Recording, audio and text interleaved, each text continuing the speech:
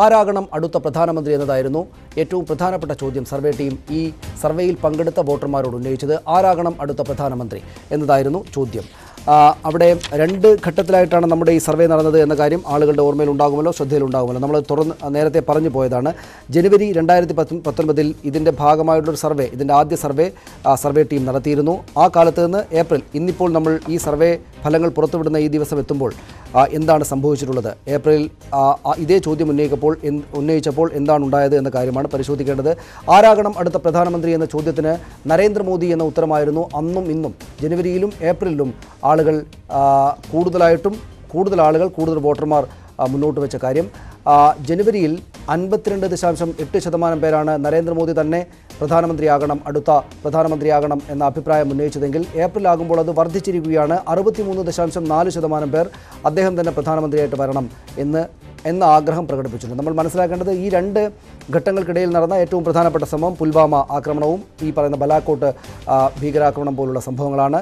ഈ ജനുവരിയിൽ നിന്ന് ഏപ്രിൽ എത്തുമ്പോൾ അദ്ദേഹത്തിൻ്റെ ജനപ്രീതി വർദ്ധിച്ചിരിക്കുന്നു എന്നാണ് ഈ സർവേ ഫലം പറയുന്നത്. ആരാകണം അടുത്ത പ്രധാനമന്ത്രി എന്ന് നരേന്ദ്രമോദി 63.4% പേർ ആ അഭിപ്രായം രേഖപ്പെടുന്നു.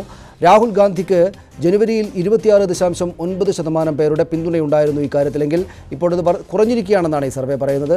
ഇതിന്മേലായിരിക്കും അടുത്ത ചർച്ച. 16.1% പേർ മാത്രമേ 1% പേർ മാത്രമേ ഇപ്പോൾ രാഹുൽ ഗാന്ധിയെ പിന്തുണയ്ക്കുന്നുള്ളൂ. മമതാ ബാനർജിക്ക് 3.4% പേരുടെ പിന്തുണയുണ്ട്. മായാവതിക്ക് 2.2% പേരുടെ പിന്തുണയുണ്ട്. പ്രിയങ്ക ഗാന്ധിക്ക് 1.5% പേരുടെ പിന്തുണയുണ്ട്. മമതാ ബാനർജിയുടേത് ഈ പറഞ്ഞ മൂന്നാളുകളുടെയും ശതമാനം, അവരോട് പിന്തുണയ്ക്കുന്ന ആളുകളുടെ എണ്ണം കുറയുകയാണ് ഉണ്ടായത്. 2 പേരുടേത്. പ്രിയങ്ക ഗാന്ധിക്ക് പക്ഷേ വർദ്ധിച്ചിരിക്കുന്നതായിട്ട് നമ്മൾ കാണാം. അതായത് മമതാ ബാനർജി 4.2% പേർ ജനുവരിയിൽ അവർ പ്രധാനമന്ത്രിയാകണമെന്ന ആഗ്രഹം പ്രകടിപ്പിച്ചിരുന്നു. അത് 3.4% കുറഞ്ഞു. ജനുവരിയിൽ മായാവതി 2.8% പേർ പ്രധാനമന്ത്രിയാകണം എന്ന് ആഗ്രഹം പ്രകടിപ്പിച്ചിരുന്നു. അത് 2.2% പേരായി കുറഞ്ഞു. 0.9% പേർ മാത്രമേ ജനുവരിയിൽ പ്രിയങ്ക ഗാന്ധിയെ പ്രധാനമന്ത്രി സ്ഥാനത്തേക്ക് കണ്ടിരുന്നുള്ളൂ. പക്ഷേ ഇപ്പോഴത് 1.5% പേരായിട്ടുണ്ട്. അതിനുശേഷമാണ് ഈ രണ്ട് കാലഘട്ടത്തിനിടയിലാണ് രണ്ട് സർവേ ഫലങ്ങളെടുത്ത സർവേക്ക് ചോദ്യങ്ങൾ ഉന്നയിച്ച 2 കാലത്തിനിടയിലാണ് പ്രിയങ്ക ഗാന്ധി സജീവ രാഷ്ട്രീയത്തിലേക്ക് വന്നത് എന്ന കാര്യം ഓർമ്മയിലുണ്ടാകണം. ഇതാണ് നമ്മുടെ മുന്നിലുള്ള ഇനി അടുത്ത വളരെ പെട്ടെന്ന് ചർച്ചയിലേക്ക് പോയി വരാനുള്ളത്. ശ്രീ സൂര്യനാട് രാജശേഖരൻ, താങ്കൾ ഇതിനെ അനുകൂലിക്കുകയില്ല എന്ന് എനിക്കറിയാം. ഒരുപക്ഷേ ഈ നാട്ടുകാരിങ്ങനെയാകുമോ കരുതുന്നുണ്ടാവുക? അല്ല, ഞാൻ ആദ്യം പറഞ്ഞതൊന്നും ഞാൻ സാമ്പിൾ സർവേയുടെ അത് ഞാനും റഹീം ഞങ്ങളെല്ലാം അതിനെപ്പറ്റി വേറെ ഒന്നും പറയില്ല. പോട്ടെ, എന്തായിരുന്നാലും അവിടെ ഒരു കാര്യമുള്ളത് ശ്രീ സൂര്യനാട്, അത് താങ്കൾ പലതവണയായിട്ട് പറഞ്ഞുകൊണ്ട് നമ്മൾ ഈ ചോറിൻ്റെ വേവ് നോക്കുക, അതിലെല്ലാം എടുത്ത് ഞെക്കി നോക്കിയിട്ടല്ല.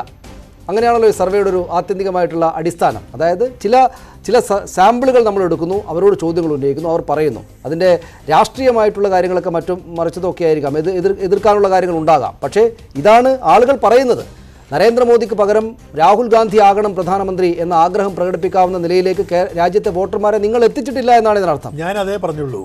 ഈ ചമ്പാവരി ചോറാണോ പച്ചരിച്ചോറാണോ എന്ന് ചോദിച്ചാൽ ഇതെല്ലാം പച്ചരിച്ചോറായിപ്പോയി, എല്ലാം BJP-കാരായിപ്പോയി.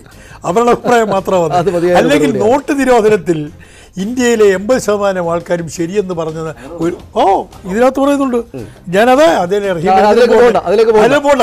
അപ്പൊ അങ്ങനെ വന്ന ഒരു സർവേയിൽ എനിക്കൊരു ആശങ്ക വന്നതിലുള്ള തെറ്റേ ഞാൻ പറയുന്നുള്ളൂ. പോട്ടെ, എന്തായിരുന്നാലും ഞാൻ അതിനെപ്പറ്റി പറഞ്ഞത് രാഹുൽ ഗാന്ധി പ്രധാനമന്ത്രിയാകണമോ നരേന്ദ്രമോദി പ്രധാനമന്ത്രിയാകണോ എന്നുള്ളത് തീർച്ചയായിട്ടും ഈ 2014 മുതൽ 2019 വരെയുള്ള കാലഘട്ടത്തിൽ ഇന്ത്യയിലെ രാഷ്ട്രീയ മാറ്റങ്ങൾ നമ്മൾ വിലയിരുത്തിയാൽ മതി. നരേന്ദ്രമോദിയുടെ 2014 അദ്ദേഹം വന്ന ഒരു രംഗമുണ്ടല്ലോ, ആ രംഗം എല്ലാത്തിനും സർവ്വതിനുമുള്ള പരിഹാരമുണ്ടായിക്കൊണ്ടാണ് അദ്ദേഹം വന്നത്. ഞാൻ നേരത്തെ പറഞ്ഞല്ലോ, തൊഴിലില്ലായ്മയായിരുന്നു ഏറ്റവും വലിയ പ്രശ്നം.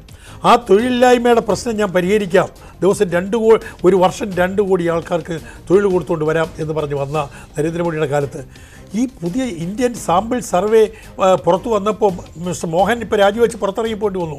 ഞാൻ നേരത്തെ പറഞ്ഞല്ലോ, 42 വർഷത്തിന് ശേഷം ഏറ്റവും കൂടുതൽ തൊഴിലില്ലായ്മയുള്ള ഭീകരത വർദ്ധിച്ചത് ഈ 4 വർഷം. അങ്ങനെ 3-4 കാര്യങ്ങൾ കൊണ്ടാണ് മധ്യപ്രദേശും ഛത്തീസ്ഗഡും രാജസ്ഥാനും നരേന്ദ്രമോദിയെ കൈവിട്ടു പോയത്.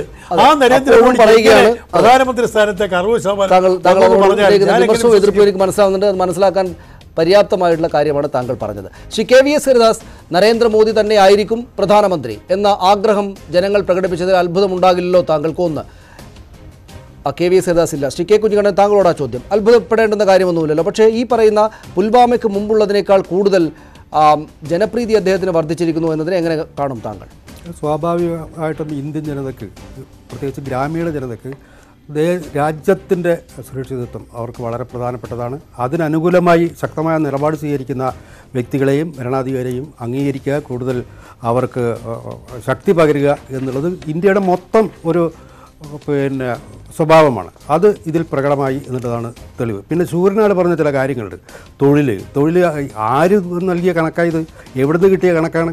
ഇവിടെ തൊഴിൽ നൽകിയതിൻ്റെ ഈ ജനുവരിയിൽ മാത്രം 24 ലക്ഷം PF അംഗങ്ങൾ പുതുതായിട്ടുണ്ടായിട്ടുണ്ട്. അത് തൊഴിൽ കൊടുക്കാത്തതുകൊണ്ടാണോ? ജനുവരിയിൽ മാത്രം കണക്കായത്. എന്നുവെച്ചാൽ 3 വർഷം മുമ്പേയെങ്കിലും തൊഴിൽ കിട്ടിയവർക്കാണ് ഇപ്പോൾ PFലേക്ക് പ്രവേശനം ലഭിക്കുന്നത്. അപ്പോൾ തൊഴിൽ ലഭിക്കുന്നത് ഒരു നിരന്തര പ്രക്രിയയാണ്.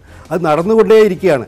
അത് 14 അധികാരത്തിൽ കയറിയ ഉടൻ തൊഴിൽ കൊടുക്കാൻ പറ്റത്തില്ല. അതിപ്പോൾ ഭരണത്തിൻ്റെ നമുക്കറിയാലോ, 10 വർഷക്കാലം ഇവിടെ കാലിത്തൊഴുത്ത് പോലെ ആക്കിയിട്ടാണ് UP പോയിട്ടുള്ളത്. അതിനുശേഷം വന്നൊരു സർക്കാർ, അതിന് സമയം കൊടുക്കണ്ടേ? ആ സമയം തുടങ്ങിക്കഴിഞ്ഞു. ശക്തമായി തൊഴിൽ ലഭിക്കുന്നതിന് വേണ്ടിയിട്ടുള്ള നടപടികൾ. തൊഴിൽ തേടുന്നവരെയല്ല, തൊഴിൽ ദാതാക്കളെയാണ് മുദ്രാ ബാങ്ക് വഴി നരേന്ദ്രമോദി സർക്കാർ